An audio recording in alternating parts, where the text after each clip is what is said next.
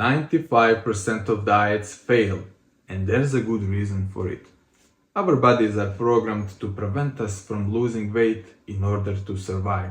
This is actually a natural evolutionary response. Hundreds of years ago, when men had to hunt in order to survive, we would often go without any food for many days. Because we couldn't get the energy from the food, we had to rely on the energy that we stored in our bodies in form of the adipose tissue. That's your body fat.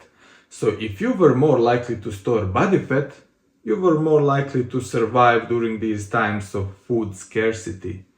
You would just use the fat that you've stored in your body as a source of energy. Today we don't really have this problem of food scarcity anymore, but we do still have these evolutionary responses.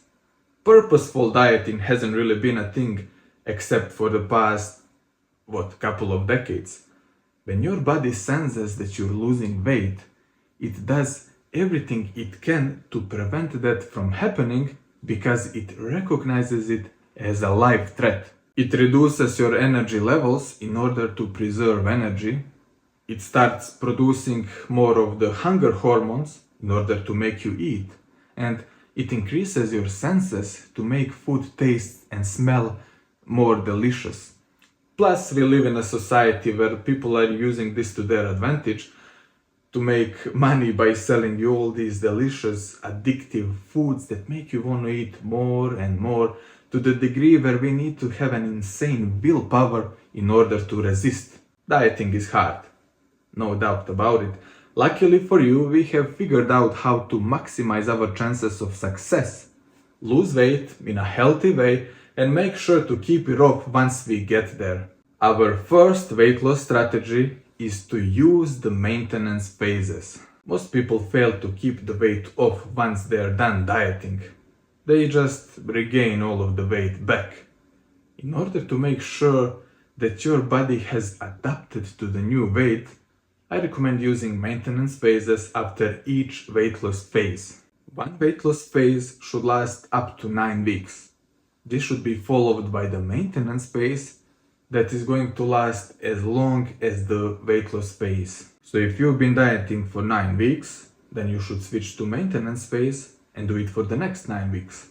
Let your body adapt, and if you want to keep going, then you can continue with another 9 weeks of weight loss. This will stabilize the situation and allow you to successfully reach your goals without having that urge to binge your weight back to the starting point. So this is very, very key. So please don't try to exceed this 9-week limit, even if you feel like you can. You want to stop while it still feels smooth. If you go too far to the point where you start getting these strong urges to binge, it's too late. You'll be back to the square one as soon as you blink, and then it was all for nothing. So how do you transition to the maintenance phase? You do it by slowly increasing the calories up to the maintenance by increasing the amount of carbs and fats. Your protein intake is always the same. You only manipulate your caloric intake by adjusting your carbs and fats. Keep in mind that your maintenance calories are now going to be lower because you lost some weight. And that's why we're slowly increasing the calories over the next 2 weeks. So if you were in a 750 calories deficit, try to increase your calories by 250 for a week. And then the next week, maybe 250 more. And then see if you're back at the maintenance by continuing to measure your body weight on the daily basis. Try to avoid junk food during this period of transition. If you crave something sweet, there's a bunch of delicious recipes here that you can try out. Just make sure that you keep it within your caloric requirements. Weight loss strategy number 2. Eat low-calorie dense foods. These are foods that are high in volume. For example, all veggies are considered low-calorie dense because you can eat huge portion sizes for a very low amount of calories. That's gonna keep you full and make it easier to stay consistent with your diet because you're not hungry. Foods that are high in fats are the ones that you want to be very careful with, like nuts, for example, or meats with high amounts of fat, or high fat dairy products, or just the oils that you use when you cook your foods, like French fries. It's vegetable, technically, it's healthy, but now it's soaked in fat. It ain't low calorie dense anymore. So generally when you're eating vegetables, you want them to be either grilled, steamed, or fresh. Anyways, these high fat foods are going to contain large amounts of calories in a very small portions. So these calories will quickly be adding up, causing you to exceed your caloric requirements.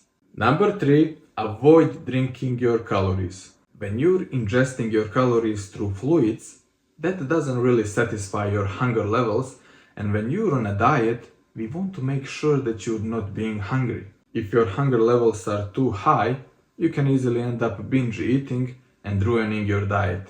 Instead of drinking an orange juice, I'd rather see you eat an orange. Instead of drinking some drink that has a lot of calories, I'd rather see you use those calories to eat something that is going to help you satisfy your hunger. So try to avoid drinking pretty much anything that has calories except a protein shake, a lemonade, or something that has insignificant amount of calories. Number 4, eat less tastier foods as you feel hungrier. When you come closer to the final stages of your weight loss process, your hunger levels are going to increase a lot. So if you're eating something that tastes 10 out of 10, it's pretty hard to stop eating. So therefore, try to eat something that is more like 7 out of 10 when it comes to the taste. That will help you stop eating once you're done with your meal, as opposed to going for more and end up overeating. Definitely something to consider, but if you do not have these problems, then forget about it and just eat whatever works for you. Number 5, don't eat when you're not hungry. I know this sounds kinda stupid, but it has to be said. Save your calories for the time when you feel the hungriest. Some people are not hungry at all during the morning, but in the afternoon and in the evening they just want to eat a lot. If that's the case with you, then you can just have a protein shake in the morning to get your protein in, maybe some fruit or something like that. So that way you can save most of your calories for the time when you need it the most. Number 6, take artificial sweeteners. They can be pretty useful to satisfy your cravings if you have a sweet tooth. So if you like to drink soda, you can just switch to the diet one that has no calories. If you like having your coffee sweet, instead of using sugar, you can simply use the artificial sweeteners. And number 7, be aware of the high calorie condiments. Let's say you're eating a salad, but the salad is filled with a ton of high calorie condiments and oils. It's not good. Or you're drinking your coffee, but it has a ton of sugars, high fat milk, and God knows what they put in those shops like Starbucks where they serve those large coffees. So these things can sometimes contain hundreds, if not even thousands of calories. So be careful with those things. This was a bit longer video. There were a bunch of things we talked about. Feel free to rewatch it a couple of times to make sure that you don't miss something. In the next one, we will talk about the bulk and the weight gain. See you there. Bye.